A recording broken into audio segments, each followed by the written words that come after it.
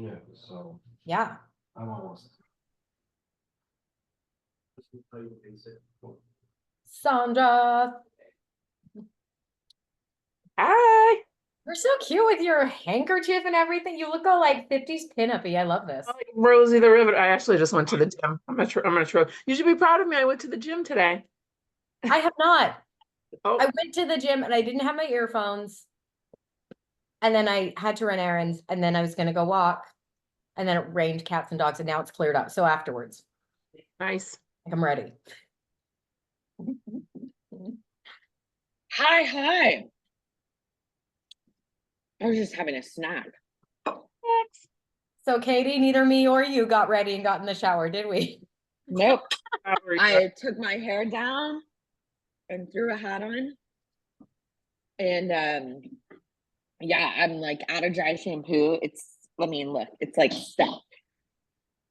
It's so bad. Yeah. Cheryl, are you dirty too? Your hair dirty? Oh, I can't hear you. You're on mute. Can you close the doors for me? Yes, Mom. Yeah, my hair gets dirty fast because of living out in the country and having animals, and so I hear you.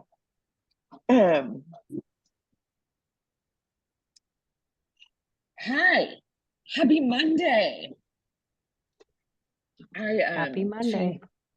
Shane just walked in the door. He went and got some groceries for us. And I'm obsessed with goat cheese and crackers. I have the blueberry one. The one with the blueberries all over it. Oh yeah. So you know, I will go through one of these big logs in like 4 days. I love goat cheese. I put it on everything. Happy Monday. It looks like we might be a small group today. I completely forgot to send out, like, to put anything in the Facebook group, and I sent out an email, but anyways, it's totally okay. If it's a small group, then it will be a small group. And I think I'm in a dinner club that has been happening for about 15 years. And it's always funny because there's 12 or 13 of us, but sometimes the best are when there's only like a handful of us. You know, it's great when everybody's there, but sometimes it's just also nice when it's a small group. So how is everyone's Monday? How is everyone's weekend? How are things going? my weekend was good. I went to my mother's beach house on Cape Cod for the weekend. It's my aunt and uncle here from Ohio, and their children and grandchildren. So I went down there. It was nice. The weather was crappy, but it was just nice to hang out with everyone. Yeah, that sounds amazing. Colleen, we haven't seen you in forever, lady. I know. I started a W-2, so I've been back and forth with it. I was doing some contract work, so I jumped back in reluctantly, but you know, it's temporary. Well, I get something out. Well, How you been? so good. Tamara, thank you for telling me that. It's so funny when people can't find the link. It's literally right there, but that's okay. And it's the same link. We use the same link every week. Like it's never changed. Let me see if I can put this in here though. You can put it in the chat. I just made a post on the Trailblazers group, but if you can give me the link in the Oh, you chat, did? copy. Okay, cool. Because I don't know where to put it. Is that Carrie Ann? It is. Hello. Pauline and I had like an hour and a half chat this week. Yes. Oh, nice. Awesome. And Tamara, it's good to see you. I haven't seen you in a couple of weeks either. Yeah, you. Oh, thank you. I missed last week, but loved the seminar that you did a few weeks ago. Good. Right on. Good. Seminar. Yeah, I love it. Yeah. it was a lot of information, and so I'm glad that we got to go through it. But okay, everyone, tell me. So I don't know if everybody knows this. We are in 900 square feet right now. We're in a 1 bedroom, 1 bath. We have been married for almost 19 years, and we have never ever had one bathroom.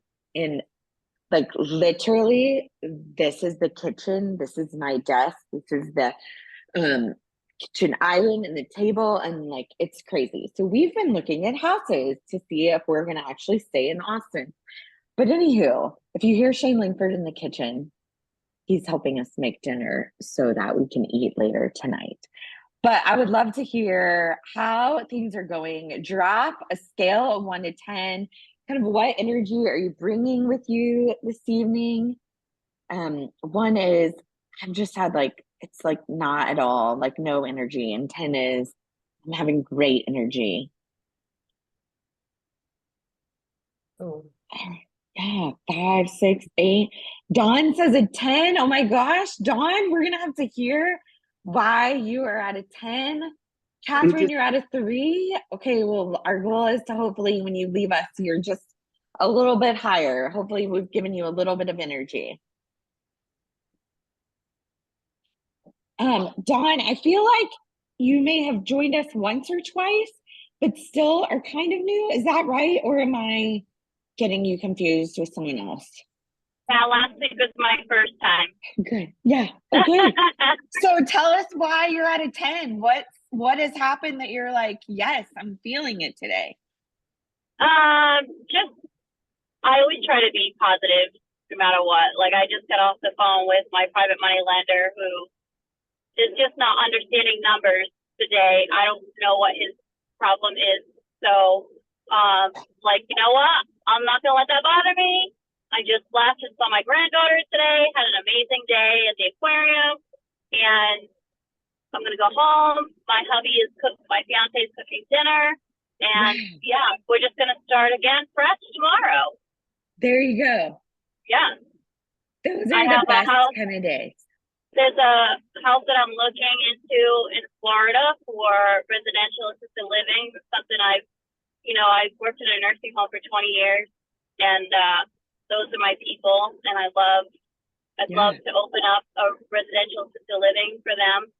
And there's one in Florida. Like, what better place to have assisted living? So Yeah. trying to connect with people who have done that already, so I don't need to reinvent the wheel. Yes. So if you have not connected already with Faye Cruz, and Faye is spelled P-H-E-I-G-H, like how we would spell Lee, like a girl's version of Lee. Faye has done this out in California. She actually spoke, and if you go to our Trailblazers, if you go to our YouTube, her thing is on there. I think she spoke in January. But Faye, and she's in the Facebook group, so reach out to her. She's done this. She's an RN, so you guys would get along great. And she also raises so much. Yeah. Thank you. You're welcome. 11. Nice. So I just want to say this, Catherine. I read something the other day about napping and about how they are now figured out through research. I love that we get to hear everybody and their kids. Like, the cool thing is, like, you guys are like such moms and you're like doing it all. No, but I read the other day that napping is one of the ways that we actually, like, it improves our heart.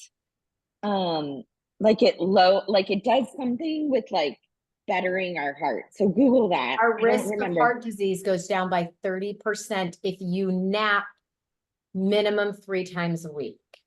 So it's goals, ladies. I mean, is that not fantastic? Yeah, I love a nap. 30% down, 30 minutes. It has to be 30 minutes minimum. 3 times a week, and it'll lower your risk of heart disease by 30%. Wow.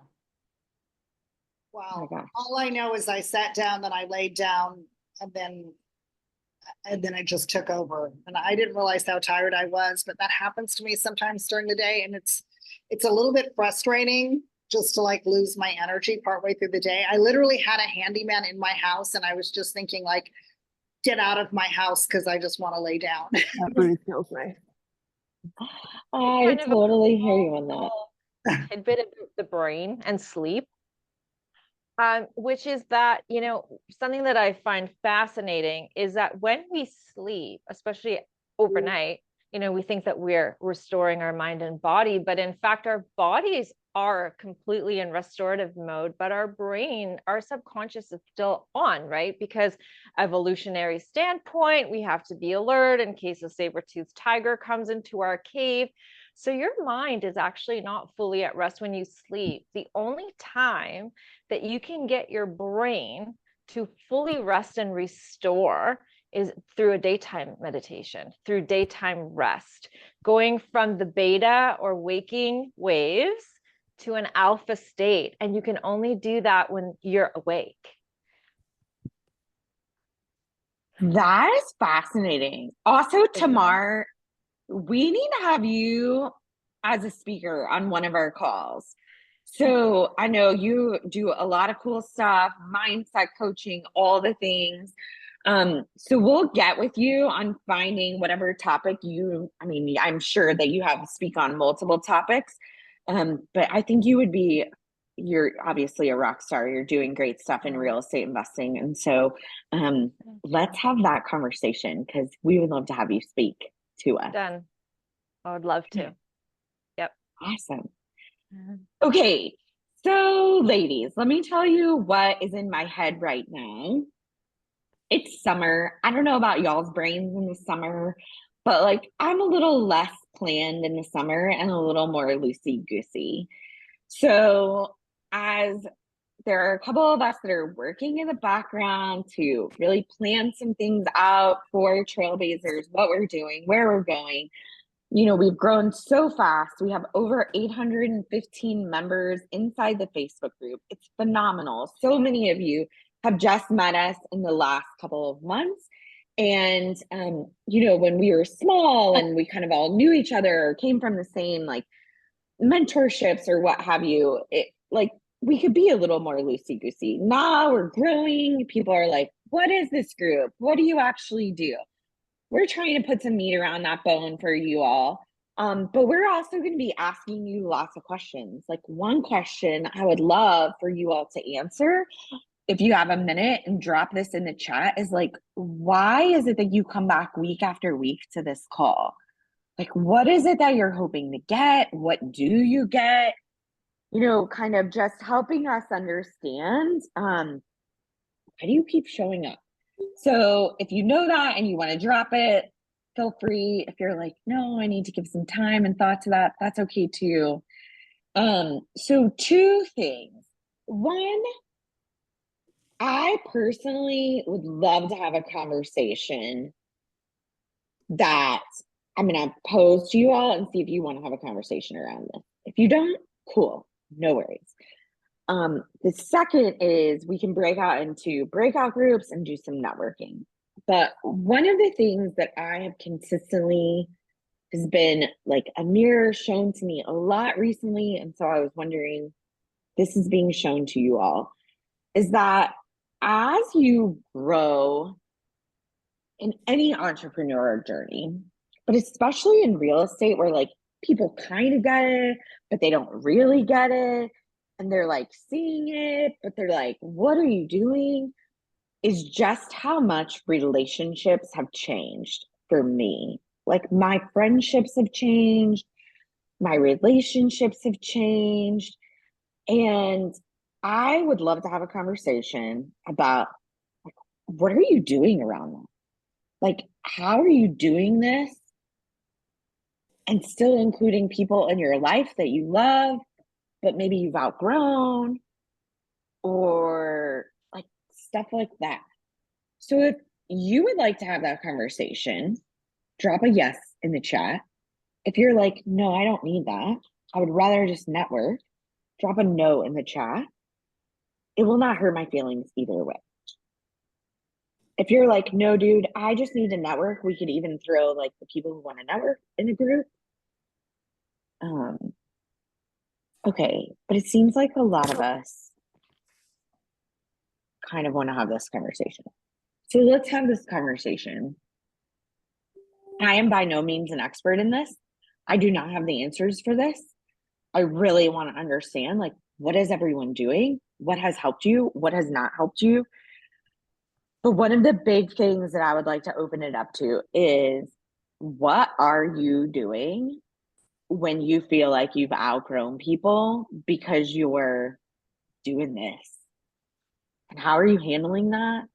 And what are the tools or the tips or the techniques that you're using? And anyone that has an answer or wants to add into the conversation, just take yourself off mute. We'll just jump in and say, I don't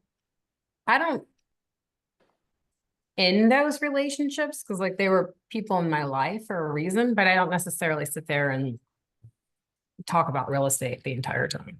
And it's kind of nice to take a break from real estate. You know what I mean? And just like take a step back and then dive into what they're doing in their life and things that they're focused on. I don't know. I think the past like month and a half has really been me just kind of taking a step back. I haven't been on these calls. I haven't done anything. I haven't been dialing into any of the other sub 2 calls.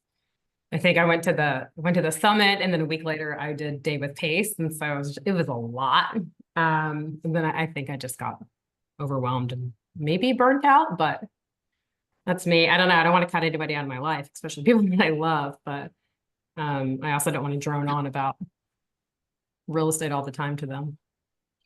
It's fascinating you say that, because I feel like some of my friends do not, like, they have no awareness that they drone on about things that I don't care about.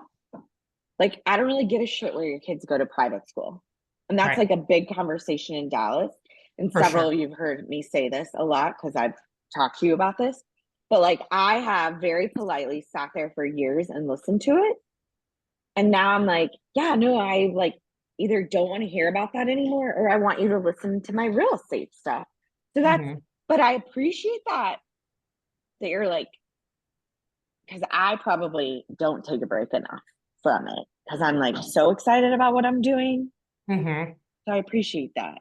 Sandra, what do you think?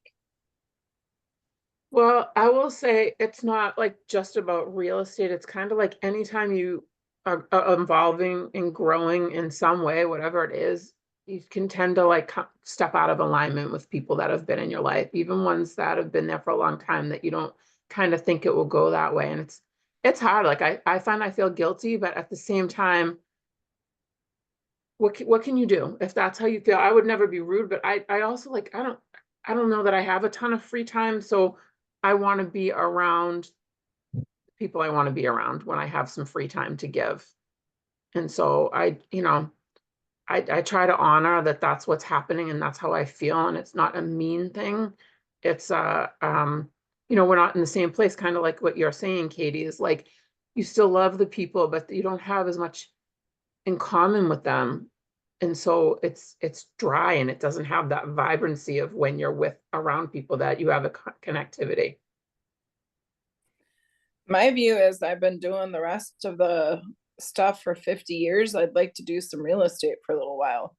So I enjoy this conversation. I enjoy actually having a little of my own space and being about my own thing. And my husband actually was even aware of it being my own thing before I was aware of it being my own thing. And he's like, that's so your thing. Like, you're doing awesome. Congratulations. And my girls had to adjust to mom having their own thing, like my own thing, and not being their thing. And it helped them to grow to even see their own things. So I think a lot of people around me have grown. A couple adopted a child just because they had always been career people and decided, hey, wait a minute, if you can have a career, I think we can have a kid. So it's been funny just to see how everybody around me changed after me 50 years doing everyone else's thing, and now I'm doing my own thing. So My gosh, Michelle, I love that. Sandra, did you have anything else? Sorry, my hand was still up from before. I forgot to Okay. take it down. No worries.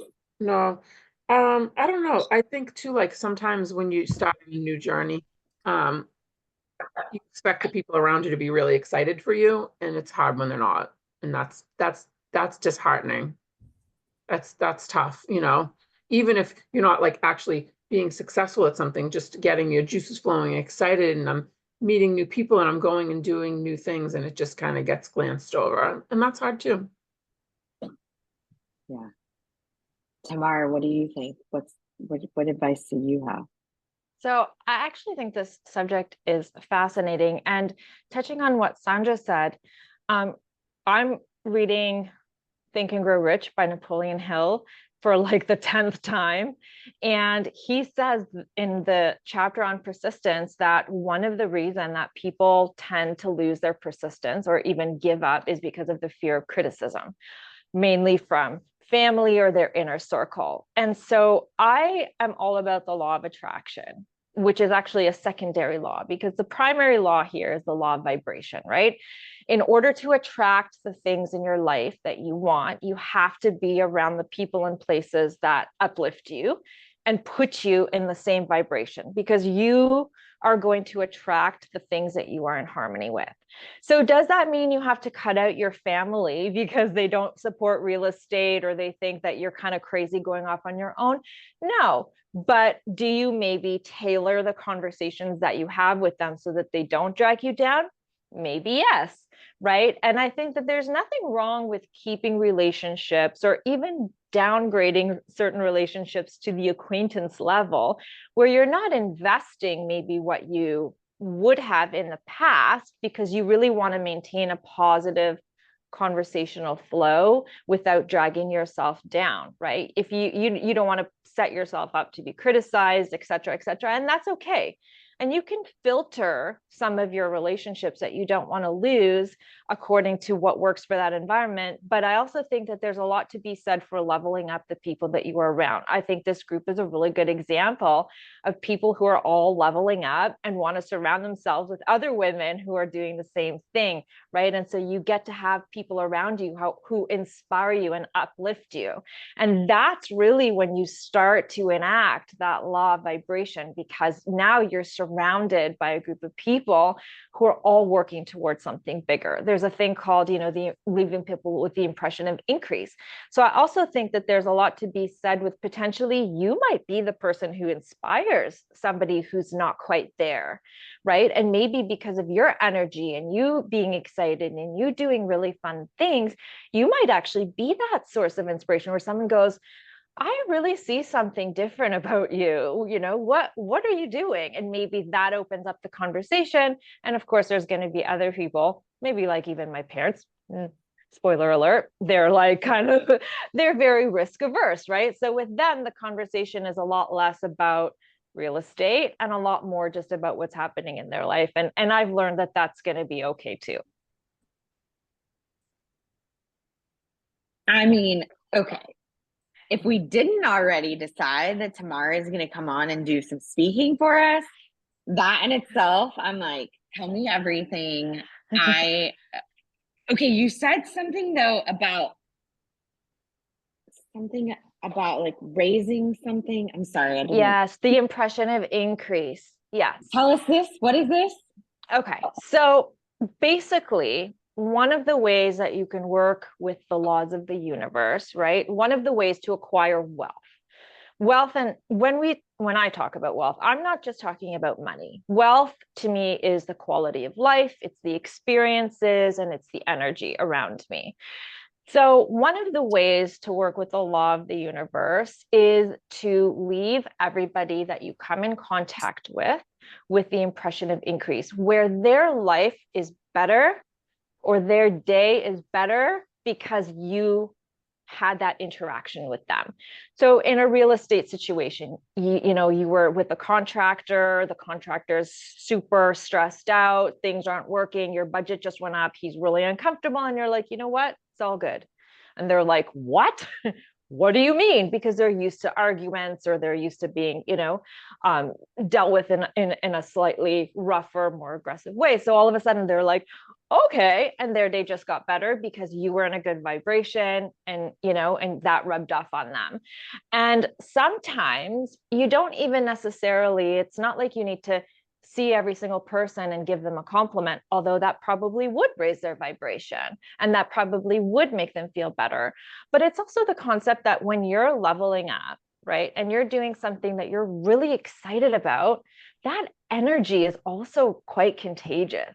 So people who are going to be around you, they're going to feel some of that excitement, because as hard or stressful as it may be, when you're going through something like this and you're doing the entrepreneur thing and you're doing something that's really exciting and that you're really passionate about, people feel that about you. So when you're around people on an energetic level, you're leaving them kind of like, oh, I kind of want some of what she's got, right? Some people will call that charisma. Other people will just call it like a really high vibration. But the philosophy is that as you grow and as your wealth increases, you have the opportunity to increase the lives of everybody around you. You can pay people well. You can have more memorable experiences for your family that you create.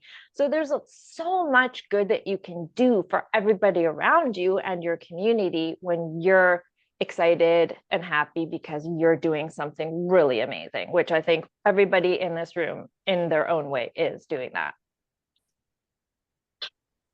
This is what I want. Like, this is like that. You just summed up like what my life purpose is. Like, that is my goal in life. That is, thank you. Oh my gosh. My pleasure. Can I just say, I just want to say like one last thing, and then I'm going to mute myself. But, sometimes there's a really negative connotation on I want more or I want wealth, right? And it can be a little bit taboo for people to express that. And I want to completely destigmatize that. And I'm extremely passionate about everybody embracing the idea that wanting more is not selfish and it's not greedy. It's actually a really wonderful thing, because more money, and everybody should want more money. That's like end stop, period. Like, everybody should want to have more money, because the more wealth that you have, the more you have to give back. The more time you have, the more energy you have, the more resources you have to put back into humanity. And once you find whatever it is that your passion project is, you should want more, because when you have more to give back. I'm done. Yeah. Okay. We're going to get that scheduled ASAP. Carrie Ann. First of all, ditto to everything Tamar said. I'm also reading Think and Grow Rich for like the 10th time right now. Me and Tamar right here. I also think there's a bit of a stigma around like we're leaving people. It's okay to grow apart. It is natural. There's not a lot of people in our lives where it's like, hey, I loved you when you were 20, and the way that we grow and the way that we change continues. It's all right to do that. And we can choose to spend our time with them or kind of, downgrade our intention with them. But it's not an unrealistic thing to just be like, I don't jive with the same person that you were when you were 17, Nikki. I'm not the same person. Also, as we learn to set boundaries, that's been huge for me. And I have people in my life who do not like that. I want you when I want you. You're not this, ergo, you've changed. No, I've come to value myself more. I've come to value my time more, and I've come to prioritize my peace, my happiness, and what I want more.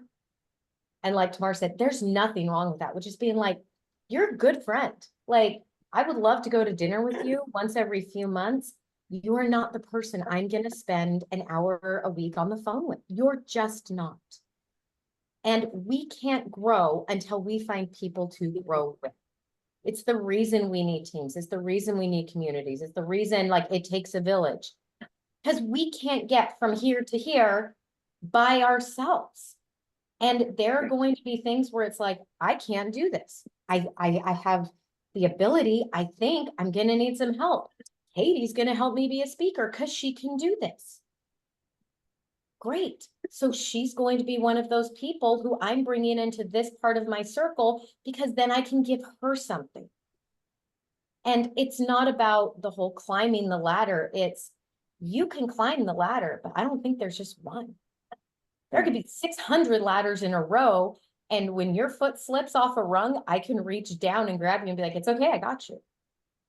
Because we should all be looking for more. We should all be looking for more peace. We should all be looking for like the wealth in every way. And just because we're changing and wanting more for ourselves doesn't make us. Yeah. You know, what's fascinating. I don't know if anybody else experiences this. So one of my very best friends is also an entrepreneur, and she has created something from scratch. And like, when I say from scratch, I mean like, even she's an artist, but she takes her art and she creates like clothing and all kinds of things, products from her art. And it's funny, we can go months without talking. We will get back on the phone and we'll be like, yep. And like, we not just fall back into the relationship, but understand the entrepreneurial part where it's like, hey lady, I'm about to quit doing this and I need you to talk me off the ledge. And like, it's because she's constantly growing. And my friends who are status quo need me in a very different way. And it's like Pansy said in the chat, it's difficult to have meaningless conversations. And that's how I feel. Rebecca, what are you thinking, lady? Well, also, again, pivoting off what Tamar was sharing about our fear of criticism, I'm going to be straight. I've really very rarely experienced what I've experienced fearfully in my head. I've really had very few people actually say the words, that's a bad idea. You can't do that. No, that's it. I've really had, now I've experienced a lot of it in my head and my fear, but not in the time space continuum. And what I found is successful both for me and for them. I don't try and get the people in my life to be excited I'm doing real estate investing. What I get them excited about is me. So I set them up to succeed with me. So I'll say like, hey, when I'm doing something new and when I start just feeling down and awkward and like it's never going to work, and I call you and will you remind me of that time I did XYZ and that this is going to work? So I don't try and get them excited about real estate, but they know how to be excited about me, and I set them up to do the thing that will make the difference. So they get to play a positive role in my life. And that has been really wonderful. I come from a strong risk-averse lineage, very, very, very. And I'm actually surprised when I finally say the thing. People are like, well, of course you are, Rebecca. That's amazing. You're amazing. I'm like, oh, that never happened when I had the conversation in my head, but I got it out there. It went well. Yeah. What a perspective shift. Just a small perspective shift. I don't want them to necessarily be excited about real estate. I want them to be excited for me. So I'm going to teach them what I need from them. That's freaking brilliant. And it's in their wheelhouse. You know, I don't. Yeah. Yeah. You don't expect, right. But something that I know that they'll be excited to do. Yeah. This just hit me, and I don't know if anyone else has felt this, but as you talk about fear, Rebecca, I did a speaking engagement for Marcy Thompson's team at Hyundai a couple of weeks ago, last week. And someone said, fear is a thought, danger is real. And we believe our thoughts, and that's part of our challenge, right? And as you are talking about this, though, it just hit me that one of the reasons why I've become defensive about my friends not supporting me, or me like not wanting to have another conversation about private schools, is because I'm so afraid that I'm leaving them, that I'm like, oh my God, what is going to happen to me when I don't have friends that I've had for so long? Or because they're the people like that know where the bodies are buried, you know what I mean? Like they know my deepest, darkest, they know, like they've been through it all. And so I think in some ways, I'm really afraid that I'm going to outgrow them. And then what does that say about me, that I can't be loyal to my people? Yeah. And that's all, the only place that exists is in your head, which is Yeah. very powerful place, but it's actually not happening out there. And have you ever considered just being like, I can only imagine how important this is in your life, this issue of schools, etc. Shoot, I wish my parents had spent that much time thinking about my education, my future, setting me up for success. And I say, honestly, that does not intrigue me. Can we move on? Can we talk about this instead, or we pivot? If anyone feels like they're sitting in on one of my therapy sessions, I'm sorry. But I also feel like I want to be vulnerable and have these conversations. Part of the thing that I assume, and maybe this is a bad assumption, but my thought process is, if I am thinking this and feeling this, there probably is someone else. So again, if you're like, I don't have time for this conversation, I'm just trying to find some private money lenders, cool, then maybe this isn't your call this week. But I think that so many times we silo ourselves and we don't talk about this. Like, we're like, oh, I don't want to say that because it feels weird. And what are people going to say to me? And yet, I don't know about you all, but I've just heard a couple of perspectives that I'm like, wow, I really hadn't thought about it that way. I never considered like telling my friends, like, this is actually what I need from you. Or even Rebecca, the way you just said that, like, this doesn't really intrigue me. Like, most of the time I'm like, I don't really give a shit. Which, is maybe not the best way. It doesn't always come off the way. Well, it comes off exactly the way it just sounded. Jess, what are you thinking, lady? I am like literally laughing out loud. I love you. I think that was so real and uncut. I just love it.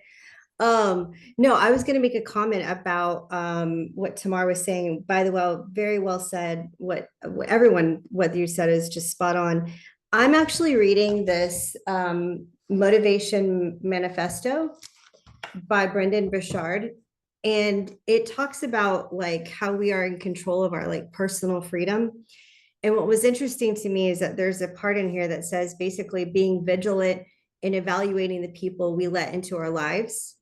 And that would also go true to who we keep in our lives, because what's interesting is that like, as I was excelling from the group of girls that I used to hang out with or whatever, it was crazy because no one moved from where they were. It was kind of like, it's almost like a time capsule. And then here I am, I'm going around and I'm doing my thing. And then, I've lost touch with a lot of people. And it was sad because I was like, man, I miss hanging out, and being like the Jessie, because I was wild back in the day. Like, I was hanging out, like I was like, I'd go in and, it was just like, I never wanted to let the party end, that was me. And I'm not like that anymore, but it's like they kind of had to mourn, in a sense, that person, because that's who they knew all my life. And they're like, wait, she's gone now. Like, we're not going to have the crazy Jessie in the party, in the party anymore. And it was like, they had to I guess, know me in a sense. And it's like, hey, let me reintroduce myself. You know how those posts are. And I had to like literally show up and say, this is me now. and, you know, we can ride this together, but now we have to start a new path in our relationship. It's not like the same. So it's kind of like whoever wants to go on that path, awesome. If they don't, then you just keep moving and you find your tribe.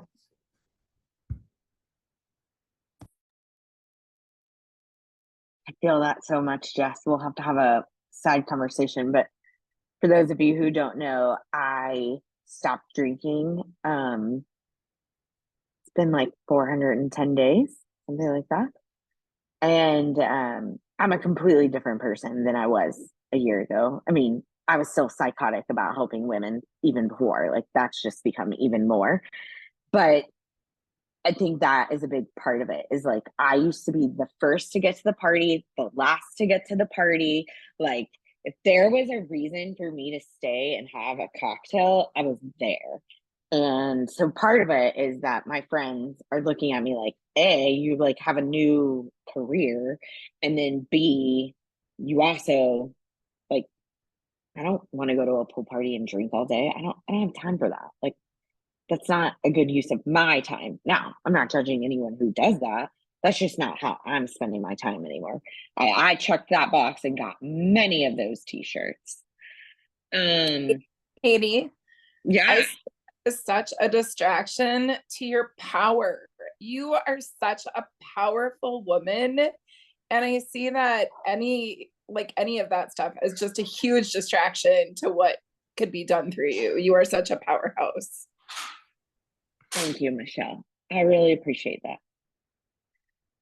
I also am trying to get better at accepting compliments, because that is very tough for me. So if anybody else is on that journey, we could talk about that too.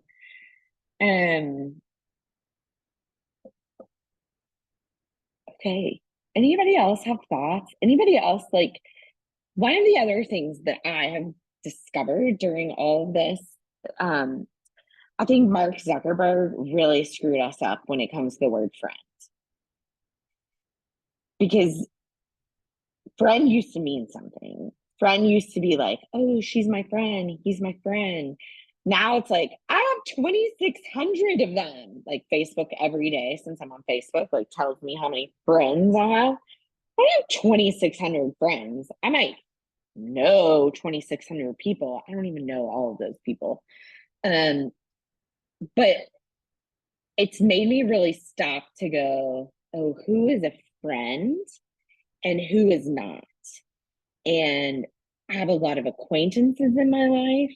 I have a lot of people that I like and I respect them, but they're, as Carrie Ann said, you know, not the person that I would call and get on a phone with for an hour and just, you know, talk about life. So if anybody else is like, oh my gosh, I have all these friends, like, I used to be the woman who collected friends, but they're really more like people that I know.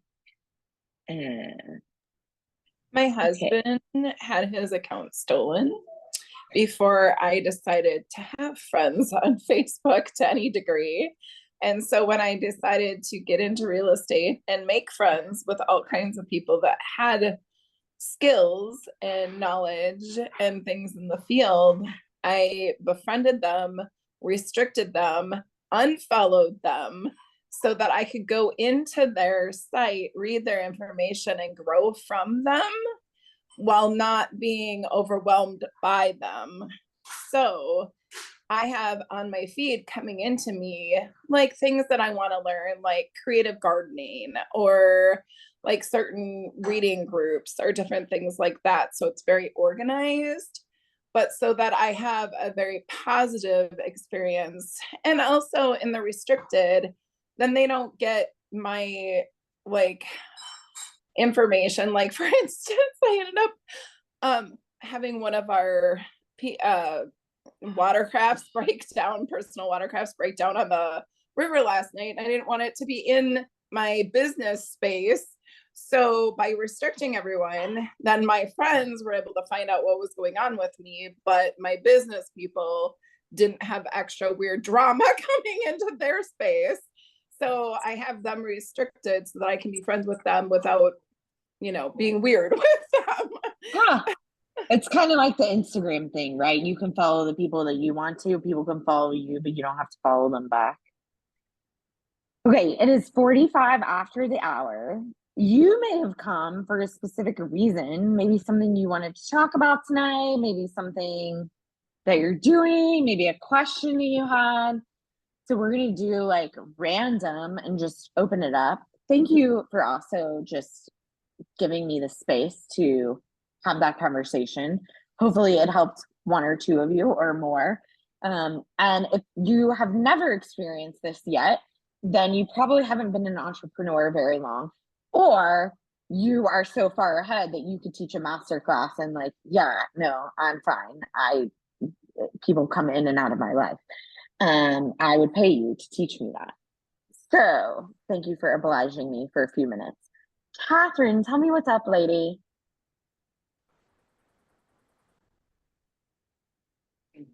Okay, had to unmute myself. This is a really interesting conversation. I started on Facebook probably when a lot of people did back in the mid 2000s.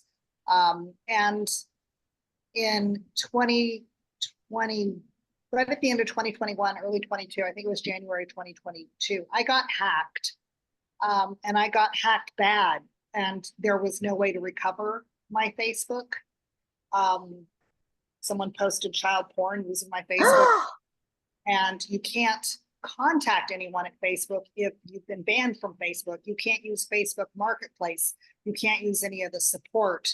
And it was really frustrating. And I eventually, after spending, hundreds of dollars trying to find someone who could help, they eventually deleted the whole account. Like after 30 days, the only way you could possibly resolve anything with them is to sue them. And I had enough lawsuits in my life. Thank you. It was very frustrating because I had about 2,700 friends, and I use the term friends because I probably used Facebook more like LinkedIn, like some people use LinkedIn. All my real estate connections were, on Facebook, and people who I'd had a Zoom call with or whatever. So it was frustrating for me. And, I went through a very litigious, cantankerous, horrible breakup of, I would say divorce, but it wasn't really a divorce. We'd actually divorced some years before, but all of our LLCs. Unfortunately, I didn't have the advantage of family law. So, which actually would have protected me somewhat, and got sued for $20 million by my ex, got sued for elder abuse because he was, 10 years older than me. I mean, it was just horrible. And at that time, my attorney said, you really can't post anything on social media. Like, you cannot do it. So for 2 years, I was mute. And then shortly after that, like a year or two later, I lost my Facebook, having it hacked. And right now I am 180 degrees the other direction. I have decided not to withhold my life, my personal life, or my business life. It flows over and integrates so much. It's really hard to say what is a friend and what is a business associate. So much of it bleeds. It's so hard for me to find, like, I'm not going to share this, and I want you to see this part of my life. I am embracing a lot of what you talked about as being a speaker, and embracing the story and watching all these videos like Lisa Nichols. And, you think about Oprah, and you don't think like, oh, I only know Oprah as this talk show host. You think, I know Oprah because she's got this best friend, and she's got Stedman, and she's got this weight loss journey that she's had. We know about her personal life, and we feel connected with her because of her sharing and being vulnerable with her personal life. And I am looking to embrace being vulnerable and open in all aspects of my life. And I know that it could bite me. I realize that there are people that are going to judge me. They're not my people. And I am just going on this journey to find my voice. I didn't have a voice, right? And having a voice is what we're put here to do. So, what happened in The Little Mermaid? She literally lost her voice. Her voice was taken away. And I felt for a lot of years that my voice was taken away. So I probably use social media too much. I went to a seminar a couple weeks ago where this guy said, men are addicted to porn the way women are addicted to social media, and they get the same dopamine hits from it in the same regard, which is an interesting aspect. And so I do look at that and kind of try to evaluate, am I sharing too much or am I putting too much out there? On the other hand, I think there could eventually be a brand that's monetized by being vulnerable and sharing my journey. So I am exposing myself to that criticism, to that potential hacking again, I guess, and to, you know, to those things, because I want to live a full life and I want to share my life. So I just, I'm just putting that out there, sharing my own views on how I look at all that. I love that, Catherine. Thanks for telling us that. And also, if you haven't been sued, you're still early in your entrepreneurial journey, because at one point or another, every entrepreneur gets sued. So I hate that you've been through it as many times as you have, but thank you for sharing that. Thank you for being vulnerable enough to say, like, here's what I'm doing. And part of this kind of community is that we can say, hey, that's great for you, and I wouldn't do the same thing. Or you could be like, wow, that's awesome. And that opens me up to look at it in a different way than I've looked at it. I will say this, we will be discussing LinkedIn next Monday evening. If you have not already dropped your LinkedIn on the thread that I created, go ahead and drop it. We got some work to do, ladies. I LinkedIn to several of y'all, more than several of you, many of you. So many of you are missing out on the power of LinkedIn. And we have to understand, even like as much as we want to put stuff on Facebook, where we put stuff on LinkedIn is when people will actually, like, that's the professional space. So there's a couple of tips and tricks that I have. There's a couple of other people who are some experts. So we're going to have a little quick little LinkedIn call next Monday night. We're going to help you improve. And one of the things that I heard from many of you is, what do I do if I have a W-2? What do I do if I've shifted?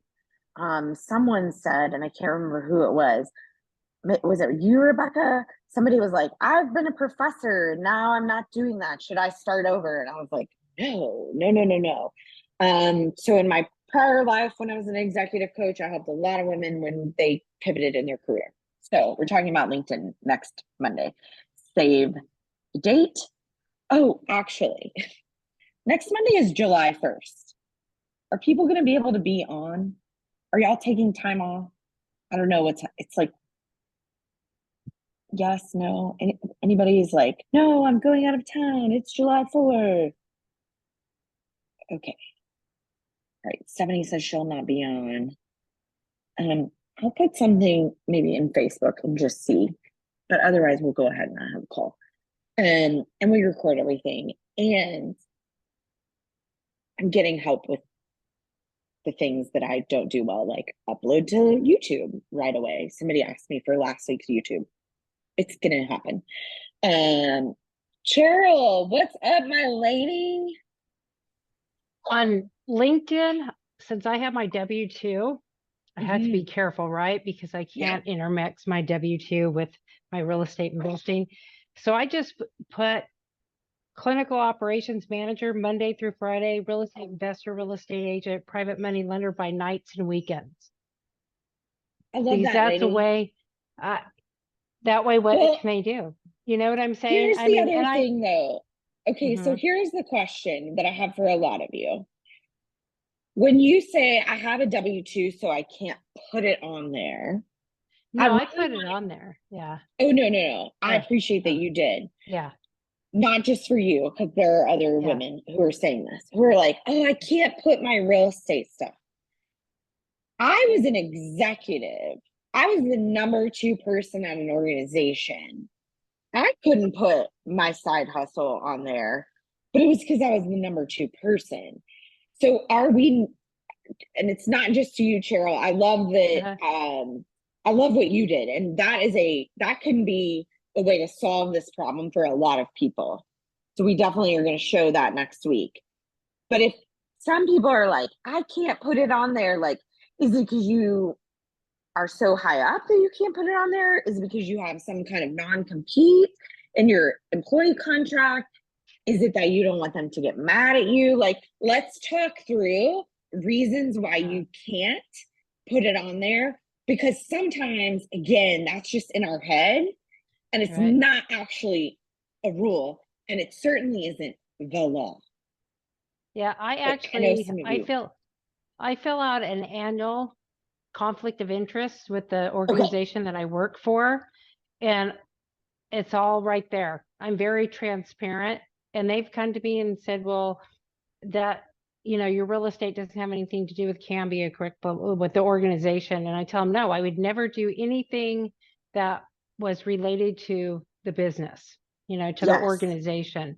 I actually did legal nursing consulting, and that was another thing. I put everything on there. I'm very transparent because I'm an ethical person, right? And so if they told me, well, you can't have this on your LinkedIn, then I would probably take it off. I would take it off just out of respect for the organization, because that is my income. That is my main source of income right now that I need. Yeah. So, yeah. Yeah. No, that's awesome. And I Yeah. love that you talked about conflicts of interest, that you Yeah. had to fill that out. A couple of people, like April just said, my employment agreement, I have to get outside business activities improved. So we're seeing that more and more. Yeah. And so that there are reasons. Michelle, what did you have, lady? Can you just, I mean, I don't know, that's what I'm asking. But can you just make like a generic, like I put investor? Well, that could mean anything to anybody. So it's not going to create any problem. But at the same time, when I was asked by someone that was trying to befriend me, they're like, well, are you doing this? Or are you doing that? And I'm like, oh, I'm just going to grow from you. I'm observing you. And so I just kind of like flip the question on them. But to protect myself, I just made it pretty general. Yeah, no, absolutely. And there are definitely ways that you can do that. And here's the question that I have when people say things like that, like, oh, I thought you do this. It's 2024. If I don't have multiple streams of income, I'm losing opportunities.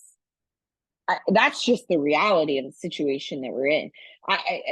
Any good business person who understands that life is expensive, I can't live on just my W-2. And I mean, I don't have a W-2 anymore, but like, even when I did, but there are some other kind of things where it's like, no, that's what they expect you to do, especially if you're an executive. And Deirdre, I would imagine that you might be offering some information from the executive perspective.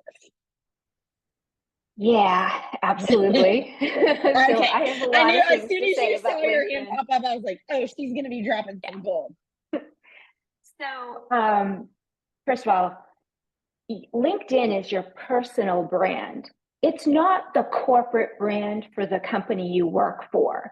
And that's important to know. Now, I totally get it. If you've signed some type of paperwork that prohibits you from using LinkedIn as your personal brand because your company wants you to use it for them as their corporate brand, my advice might be change companies, but seriously, you have to abide by that if you've signed something. But read the paperwork carefully. I've spoken to women who have actually gone back with that paperwork to their HR team and said, I know I signed this 5 years ago, but I don't agree with it now. Can we change that? And they negotiated to actually get it changed because LinkedIn is your personal brand. And to Katie's point, more than 50% of people who have a W-2 also have a side hustle. And that personal brand, to the best that you can merge everything you're doing into one cohesive, this is who I am, that is going to help your company, especially if you're in anything to do with sales, or revenue growth, that is going to help your company more than anything, because people buy from people that they trust, who are authentic. And if they see you do multiple things and that's who you are, public facing, then, you know, it's just going to be an advantage for you. Thanks, lady. We'd love to have you next Monday. I don't know what your schedule is. I know it's been crazy. I'll be there. Okay, awesome. And I'll get with you offline also, on a couple of things.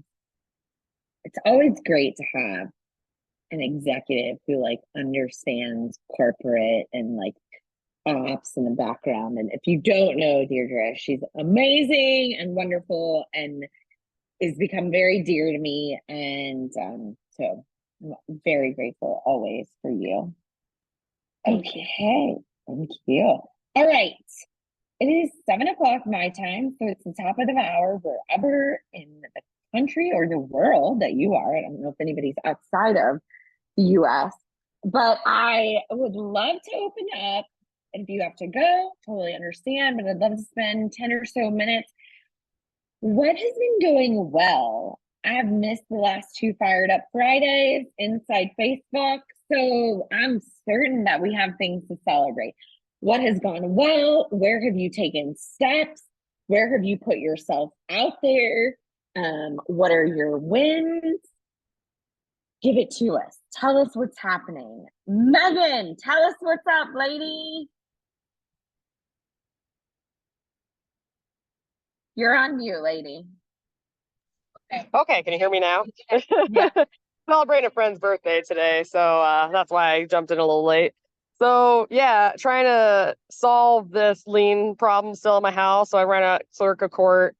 They said we might have to actually file a lawsuit against the lawyer who is refusing to remove the liens. So yeah, a lot of people I've talked to, they're like, usually that doesn't happen. When there's a court action against that lawyer to remove the liens, they should.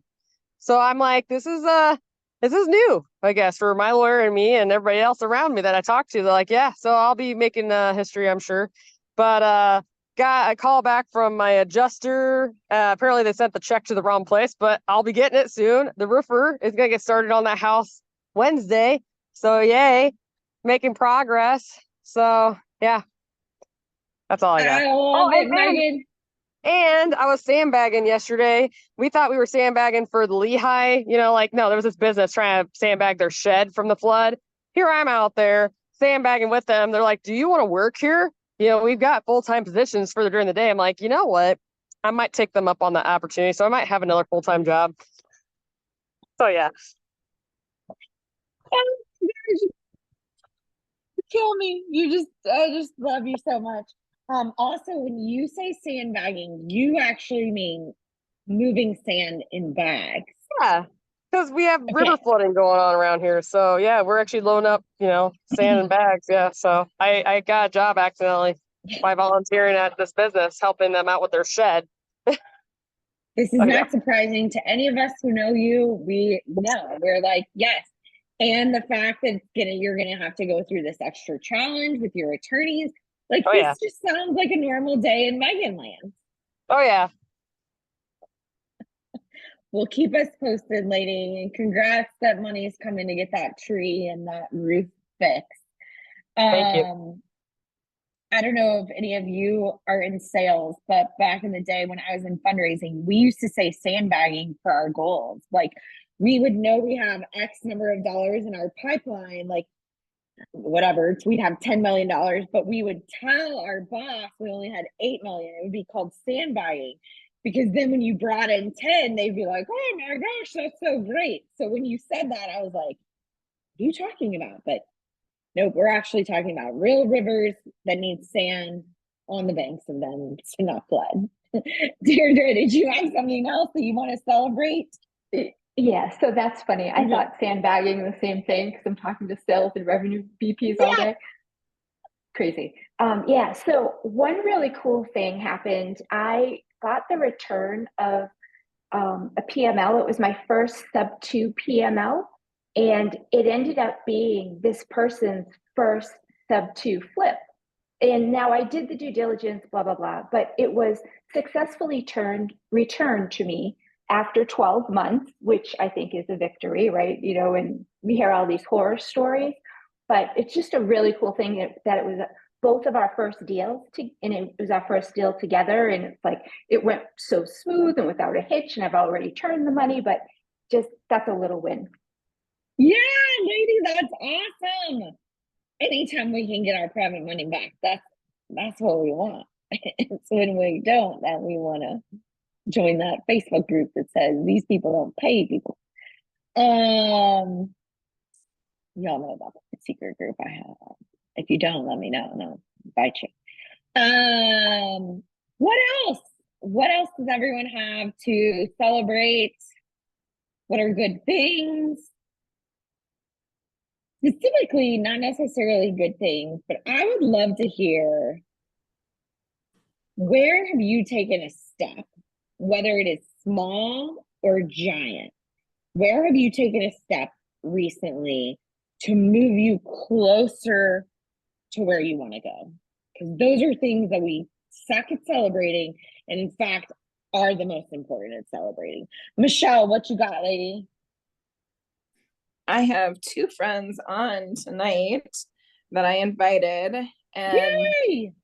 have been looking for a group of women to continue them burning the fire. So it was awesome to be able to encourage them and invite them, and just to know after 3 weeks what to expect, and that it just keeps growing in an amazing way. So it's been fun to be a part of the Trailblazers. So I feel like that's a win for me.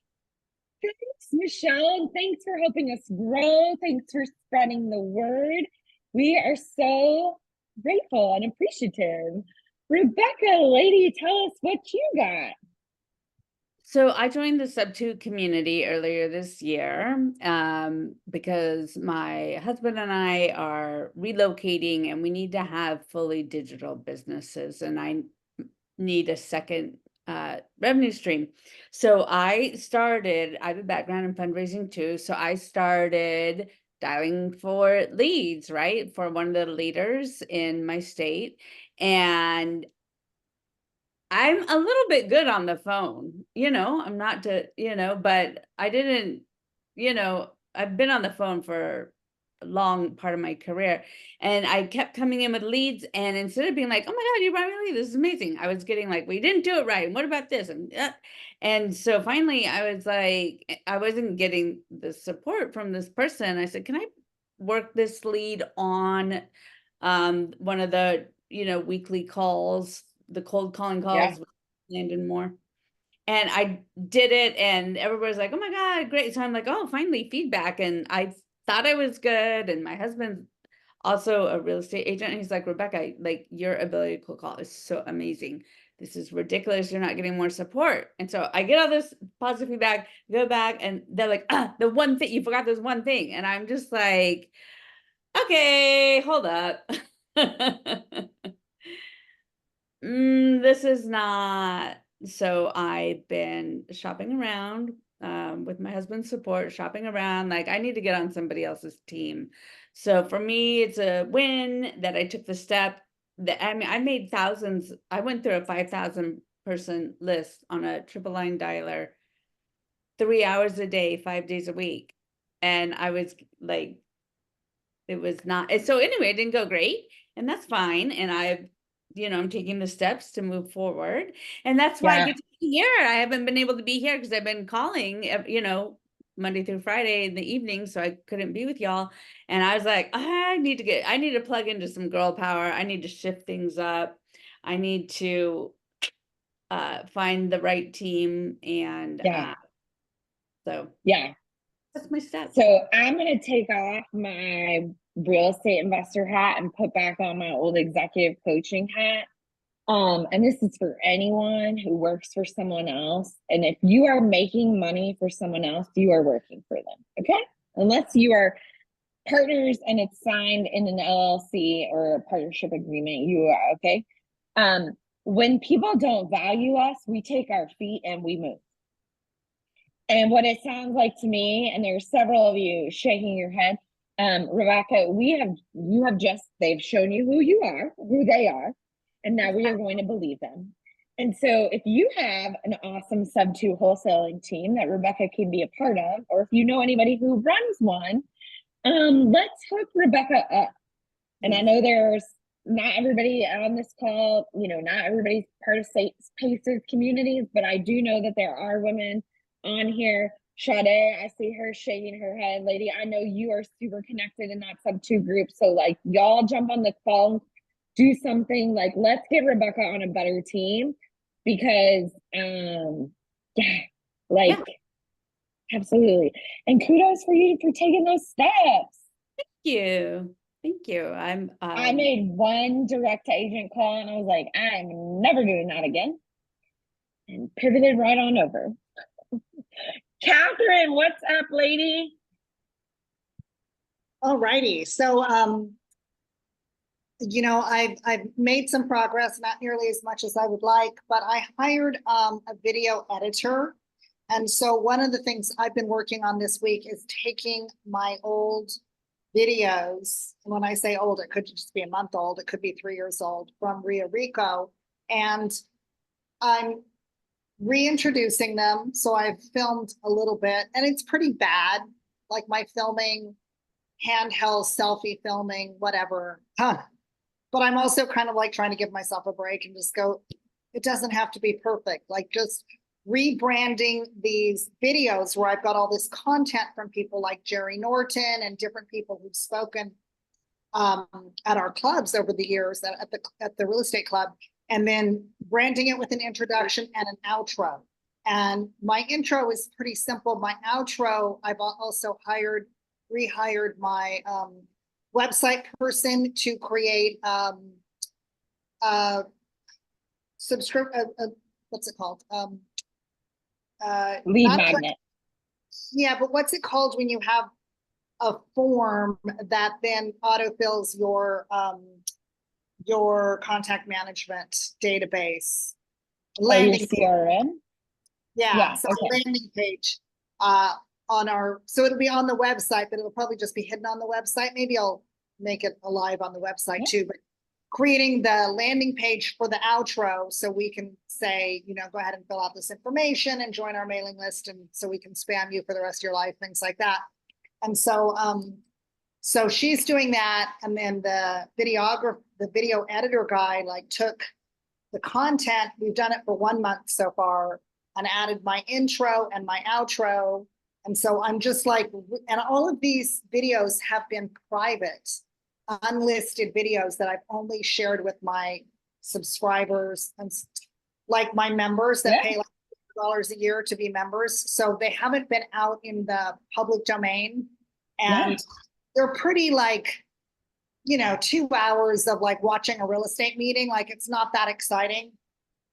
But what I'm doing is cutting out a lot of the fluff in between and just giving the content. And a lot of people have questions about how to invest in Puerto Rico. So I'm trying to create this channel with a lot of content from content I already have and rebranding it. So when you said, have you had any success? Well, I've moved that much further in my big grand plan of what I want to do, that I've been inspired so much by you and this group and what you're doing, and the big dreams and goals of what you want to do in real estate and for women, and just taking a little chunk of that and going, I want to have an impact. And so it's a start, right? It's just I look on the beach, hey, watch this video. And and then I have so much more respect for the people who are putting out YouTubes and putting out content, because even filming 2 or 3 minutes and not stumbling over your words. And I don't want to get into the editing, right? I don't want to get into take it from 0.30, 0.2 seconds and then cut it over here at 34.6 seconds. I don't want to be telling someone to do that. So I'm trying to just do my takes, one take straight through. And it's amazingly hard to not trip up over yourself and just not sound stupid when you actually listen to yourself on camera, and you're oh, and my my hair was in my face, or well, my stomach was sticking out there. Yeah. That's really embarrassing, or whatever it is, like our self criticism of what we're doing, or my voice sounded really like, hi there, that's awful. Like, you know, you start to notice all these things. So now I like have tremendous respect for the people who are like Jerry Norton, who's just putting out content. Of course, he's had years of training on it, but well, that's the whole thing. First of all, congrats, Catherine, that you are doing it. Congratulations. Seriously, like, we are applauding you. And I want everyone to remember this. Most of the time, people who have these goals and their dreams are sitting on the sofa, not doing a damn thing. So when we do something as simple as what you're doing, which is I took old content and I found an editor and now I'm putting it out there. That might seem like, oh my gosh, that's so overwhelming. That's so big. It is. It is overwhelming. It is big. You are not supposed to be an expert. Jerry Norton is an expert because he's had a camera shoved in his face for a decade. Yes. That's why he's an expert. Yeah. Right? If you go back, just Google this if you haven't done this. There is a reel, or it probably started on TikTok, but I'm 44. I'm not on TikTok. That Post Malone, it's Post Malone on his first music video. And they're like, it's terrible, y'all. It is terrible. It's hysterical. Like, you crack up. And the wording is, it says, if Post Malone can start here and become who he's become, you can start where you are. And that's the thing we have to remember, right? Like, do you know how many times I've put out content and I say like, or I cough, or I sneeze, or whatever? All of that just actually makes us real and human. It doesn't have to be perfect. In fact, most people are annoyed and sick of highly curated, perfect content. Perfect content is not real. And by the time you get to perfect content, you've already found and attracted your original tribe and vibe. So that then they're like, oh yeah, of course you would be. But it doesn't have to be. It doesn't have to be. It doesn't have to be. And so just doing the thing is enough. Just doing it how you are is enough. And absolutely take hours and hours. Even take those and say, okay, I only want this 2 sentences that I say, and now I'm going to put it up there.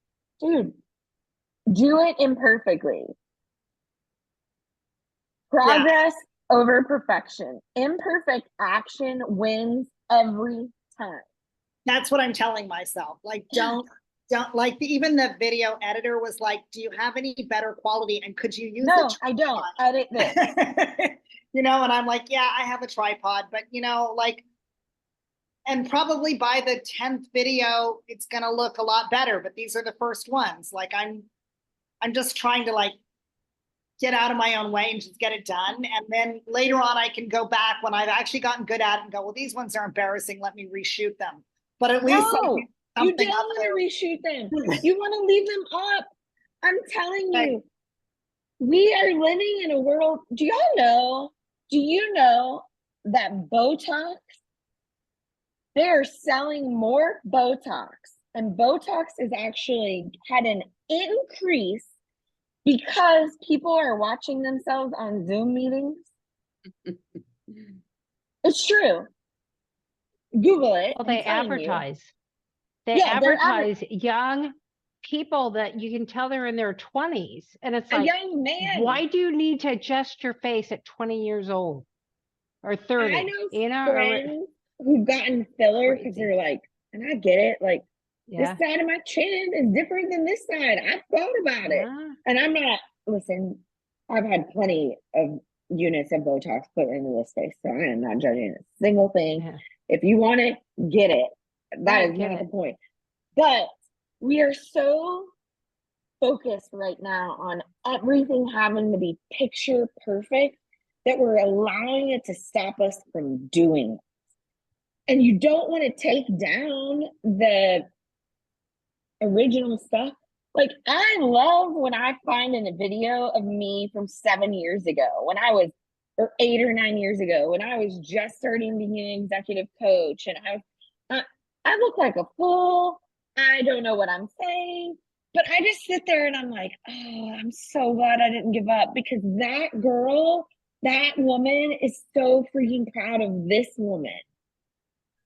Like, she's The so thing is- proud. She's like, holy shit, she's hosting a call on a Monday night and there's still 23 women on it. Like, that woman who would have died to have 3 women show up when she spoke is so excited, right? So, like, just do it. Just do it. Do it imperfect. Do it gross. Do it, like, who cares? I used to, in fact, when I first started filming myself, if you go back and look at old videos, especially like if you go back to my old Facebook business page, Katie Langford, executive coach, every time, hair and makeup. I'm like, I gotta put on hair, I gotta put on makeup, I gotta put on lashes. Now I show up like this. I'm like, I don't wear hair and makeup every day. Like, this is 4-day-old hair, but I have something to say, so I'm gonna record myself. Like, everything. Can't remember who it was earlier. She said, oh, it was Jess Cheryl. She said, I have something to say. I have something to say. There's someone that needs you to speak up and say what you're saying, because they're looking for you. They're trying to learn from you. They're trying to look at you and go, oh, Catherine's like me. Oh, like, Catherine, I love that you put your workout on your social media. I love it. Every time I see it, I'm like, I'm so freaking proud of her. Do you know how many women would be like, I can't do that? Like, I can't. I've said that. I've said to my trainer, oh, I can't put that. I look fat today. I don't have arms today. Like, no, are you serious? When I see you doing it, Catherine, I'm like, damn, I gotta get myself to the gym. Catherine Right. is in there and she's crushing it, and I've got to go crush it. Yes, yes. And that's what I hope for it, because I have had people tell me that it inspires them, and I love that it inspires them. And there are plenty of times when I look at my own videos, and I do admit I alter them. They're very fast, and I try to pick the ones where I don't look horrible. That said, I don't filter them. I don't change anything. It's just as is. And my hope is that I will look back on them in 3 months or 6 months and go, wow, look how far I've come. So rather than trying to make these ones perfect, knowing that they'll look better in 3 months and 6 months as I continue to progress. And it also is just like a way to hold myself accountable, because I know sometimes people are seeing them, and then if I don't post one, then it's sort of like, I think like nobody fucking cares, right? But in my mind, I tell myself, there are people that think I didn't go to the gym today, so I better, post something, because I want people to understand that I'm that gym girl, that I'm that girl who's committed to going to the gym. So I do it like as my accountability partner, as my coach, because I don't hire a coach right now in my life for going to the gym. So this is like my way to keep myself accountable is using Instagram. So there you go. Yeah. I was dating a guy for a while, and he was like, why do you always post your workouts? They're always the same. It's so boring.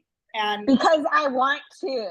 And if you want to be in my life, dude, you're going to be okay with that. And if you don't, the door's right over there. And you don't have to, like, you could block me, like whatever. Like I let it affect me for a little while. We don't have time for that, Catherine. If anyone needs dating advice, feel free to come to me. I am very excellent at helping people, women specifically, usher out shitty relationships. I cannot stand to see any of the badass women that I know sitting in crappy relationships. I'm like, no. I am And in too. fact, We like, don't put if up you've with it. married one of my friends, I've interviewed those boys. Every single one of them.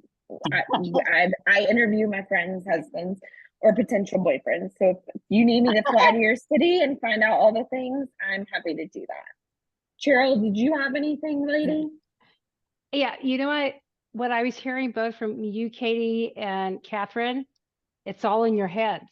Like you had mentioned when you first started, it was horrible. And you said, oh, they're no good. The ones I look good in. Well, that's your personal opinion. And Catherine, I think you're beautiful from what I see on the screen. You're very beautiful, and you too. And we all have to start somewhere. And, I'll be honest, I haven't done really any videoing or anything. And I guess I need to take the time to do it because it is awkward to me. But again, it's all in our heads, and everybody, I don't know. I mean, I think that, Catherine, I think that's really cool. You put your workouts on there, and that's a way for you to keep going with your workouts. And Katie, I mean, look where you started, where you're at today, like you said. So it's just doing it and getting out of our own heads. And that's something I work on every day. And then with the dating thing too, and about men or whoever your partners are. Oh yeah, they women should too. treat I'm you like happy a to queen. interview your girlfriends as well. Yeah. You know what? Men should treat women like queens. And if or whomever you date, your spouse, your significant other should treat you like gold or platinum. I always taught my son that if I ever see you not treat your girlfriend right, I will knock the living shit out of you. Because that's not the way I raised you. And you are fortunate to have a woman in your life. So, and I told his girlfriend at the time, and you need to treat him like a king. It's both ways. So That's right. I got the cream of the crop. I love my husband. I've been married for 26 years. So, but he doesn't tell me what to do. He doesn't tell me where I can go. I tell him, I'm going here. I'm doing this. It's like, okay. Because I'm an individual, so yeah. Well, and what a cool way to end our night. I think, Cheryl, you just reminded us, right? A lot of the things, right, that we think, they're thoughts in our head. They're thoughts in our head. And so how do we overcome those thoughts? How do we, spend time with people who can help us get where we want to go? Also telling our people, hey, here's what I need from you. Here's what I'd like to discuss. Here's how, if I'm excited about this. I understand that you might not love it as well as I do. You haven't drank the real estate Kool-Aid. That's totally fine. But if I call you and I'm wanting to get off the ledge, you'll help me. I love this. This has been a great call for me. I hope it has been a great call for you. As a reminder, next Monday, we're going to talk about LinkedIn. Drop your LinkedIn link, the actual link. Don't give us your name. Nobody has time to look up your name. Drop the link in the Facebook group on the thread. And then what else? Yeah. Just remember that no matter what you face this week, you're a badass. And if you have thoughts where you're like, oh, I'm not a badass, come tell us in the Facebook group and we'll remind you. We will remind you who you are, because you are a total badass. You've been given the gifts and the dreams that you have. You've been given the vision for your life, for your business, for your future, because it is meant to become your reality. It will take hard work. It will take discipline. It will take you becoming and unbecoming, right? Sandra and I kind of talked a little bit about this weekend, right? Sometimes to become who we are meant to be means we have to let go of who we are not anymore. And so that might even be where you're at in your journey. I'm absolutely in the middle of unbecoming who I thought I was, who I was supposed to. But no matter what happens this week, you absolutely freaking have this. Go crush it. And I would love for more women, you to come back next week and have something for us to celebrate. So take a step, take a leap, do something that either on Friday for Fired Up Friday or next Monday, you can say, I'm freaking excited and I want to celebrate this. Go have a kick-ass week and we'll see you next week and in the Facebook group. Bye, ladies. Thank you.